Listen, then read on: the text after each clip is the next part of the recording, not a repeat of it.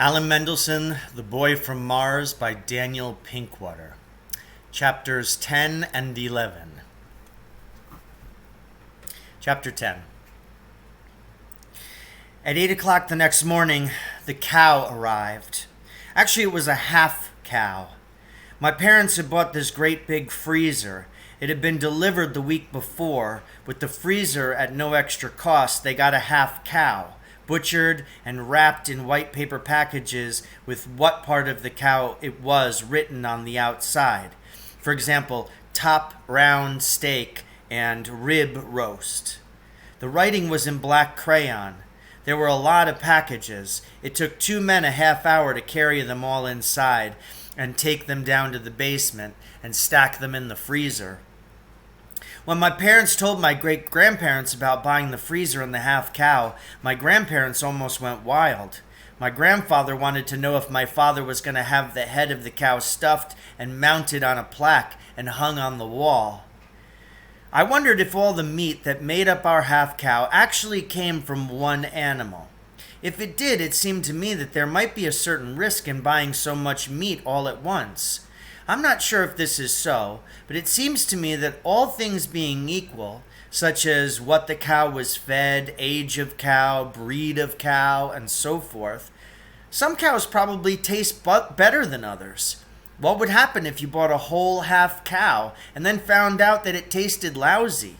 And what would happen if you went away on vacation and a fuse blew and the freezer went dead for 2 weeks? That actually did happen to us later on, before we were even a quarter of the way through our half cow. Grandfather thought it was a big joke. Having a half cow's worth of beef in the freezer made me think more about the fact that all those white paper wrapped packages had been a real live animal running around and enjoying itself. Before this, I had always thought of meat as something on a plate.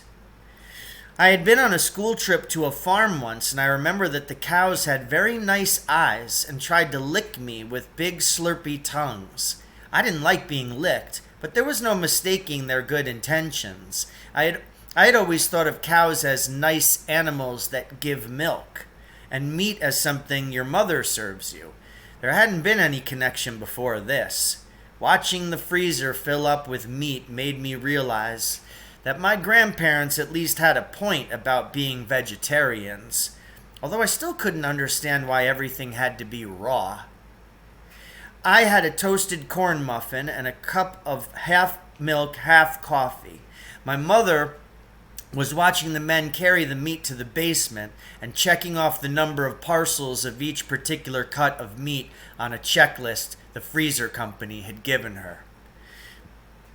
I went out to catch the Hogborough bus. Alan Mendelsohn had gotten on a few blocks earlier near his house. "How come you don't have to go to school?" he asked.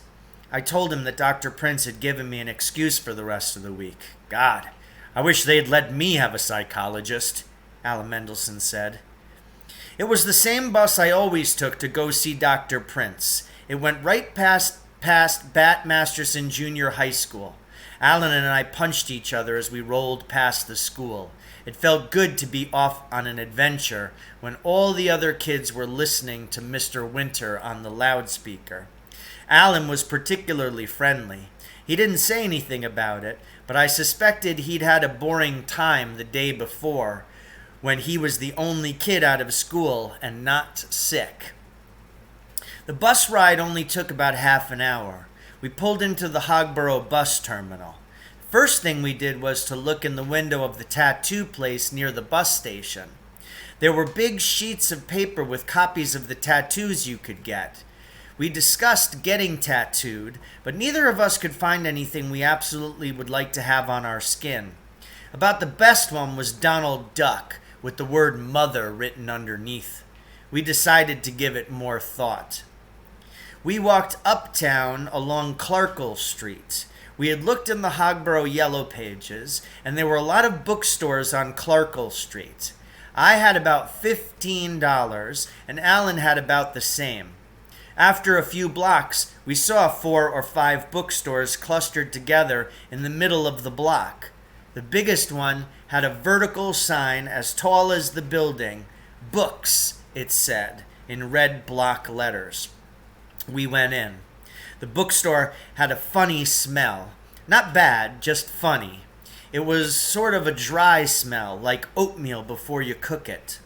There were bookshelves all the way up to the ceiling, which was high, and tables piled with books, and books in stacks tied together with string, and a flight of stairs going up with a big red arrow pointing straight up.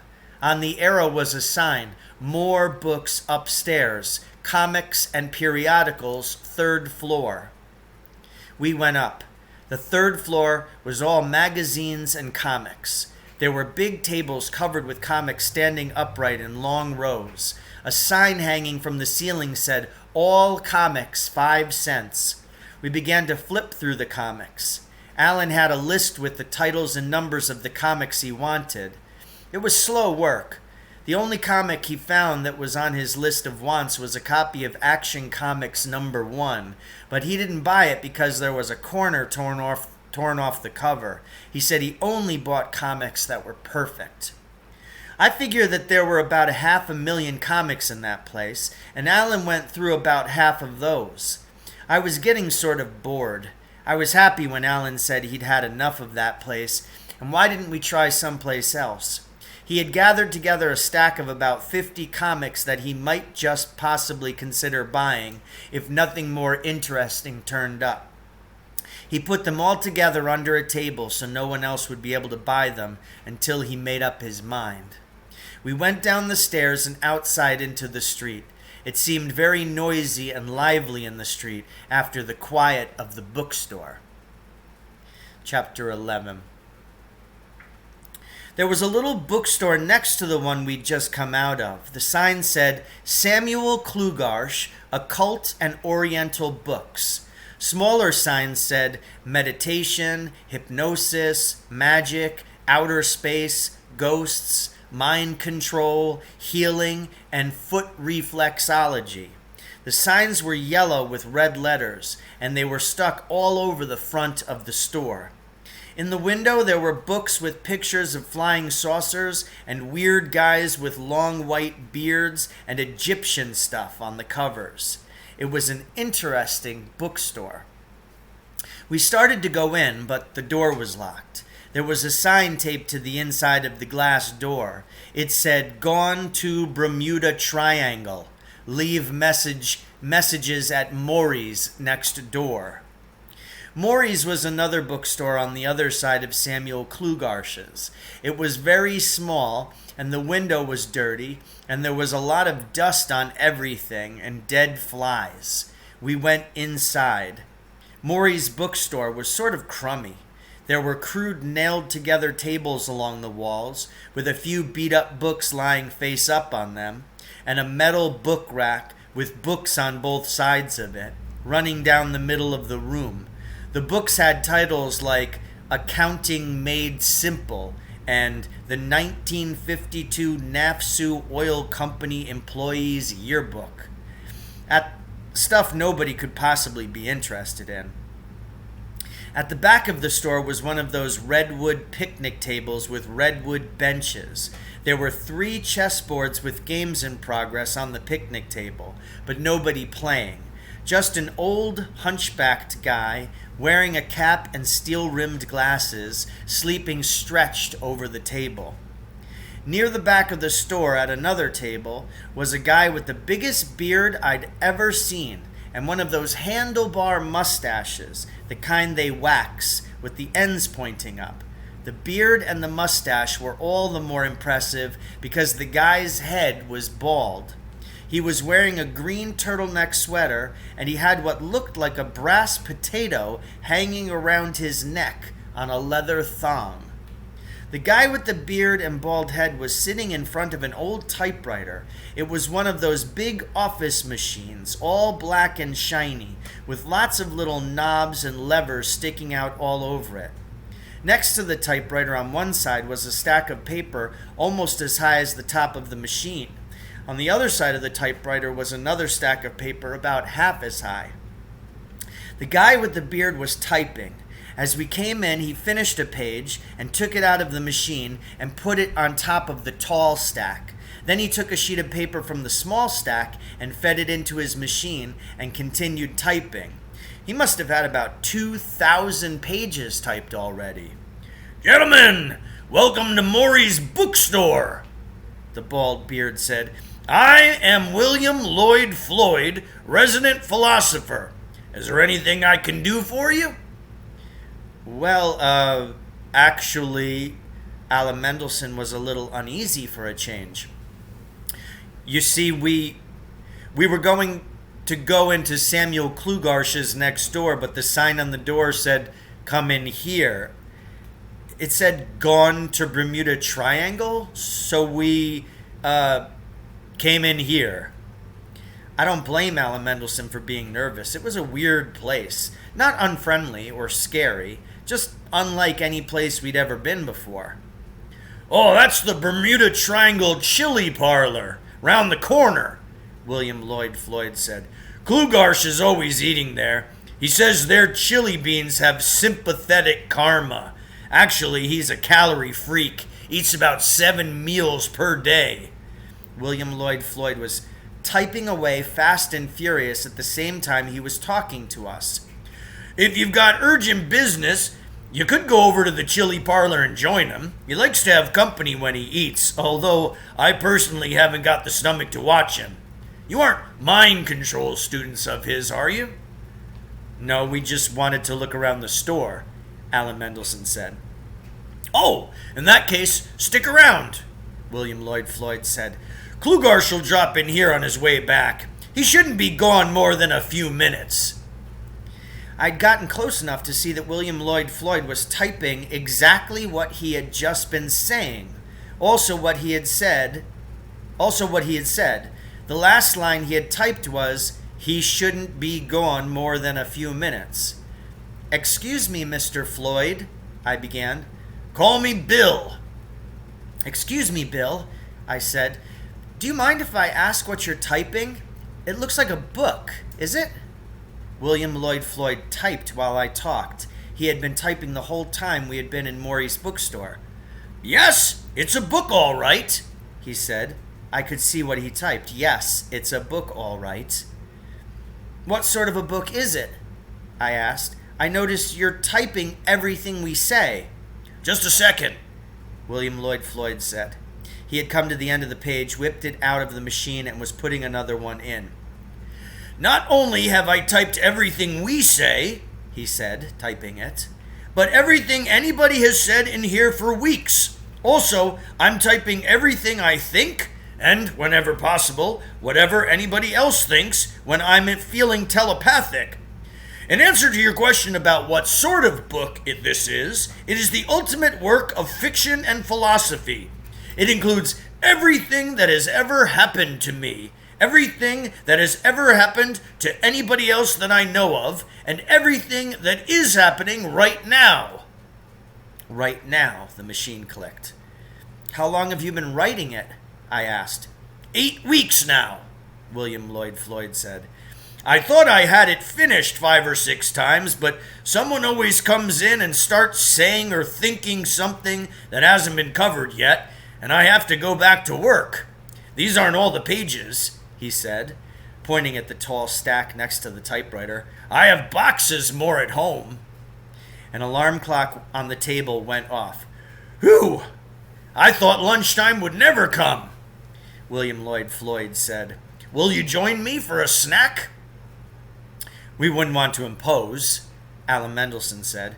"Oh, no imposition at all," William Lloyd Floyd said. "I'm just going to send the mad guru out for some bread and cheese. Please join me. You're going to wait for Samuel Klugarsh anyway." "Mad guru?" Alan Mendelsohn said. "That's right, my colleague. Oh, guru! Lunchtime! Wake up!" William Lloyd Floyd shouted, and the old hunchbacked guy woke up. "What will you be wanting, Chief? The usual?" the old guy asked. "I think so," William Lloyd Floyd said. "And these 2 gentlemen will be joining us, so you'd better get the large-size Wonder Bread. Gentlemen, kindly give the mad guru $1 each. You don't mind contributing towards lunch, do you?" We each gave the mad guru $1, and he put on an old greasy raincoat and went out. "How come you're not typing any of this?" Alan Mendelsohn asked. "I'm on my lunch break," William Lloyd Floyd said. "Even a great artist has to relax once in a while. I've been working all morning, and I'm bushed." The mad guru was back in just a couple of minutes with a brown paper bag. Out of the bag, he took a family-sized loaf of Wonder Bread and a chunk of blue cheese. There was a big electric coffee pot, and William Lloyd Floyd poured us cups of black coffee. It was a strange lunch. The coffee was strong, and the blue cheese with it made a funny feeling in the back of my throat. William Lloyd Floyd had turned his chair around and ate sitting near his typewriter. Alan Mendelsohn, the mad guru, and I ate at the picnic table with the chessboards. "You're looking at my potato," William Lloyd Floyd said, fingering the brass lump hanging on the leather thong around his neck. "This is really rare. It's a petrified potato from the moon. I got it from the first man to ever go to the moon. This was years and years before the astronauts. This man was a master of teleportation. He could send himself places by thought, you know. He projected his thoughts to the moon one time and discovered the remains of a lost civilization.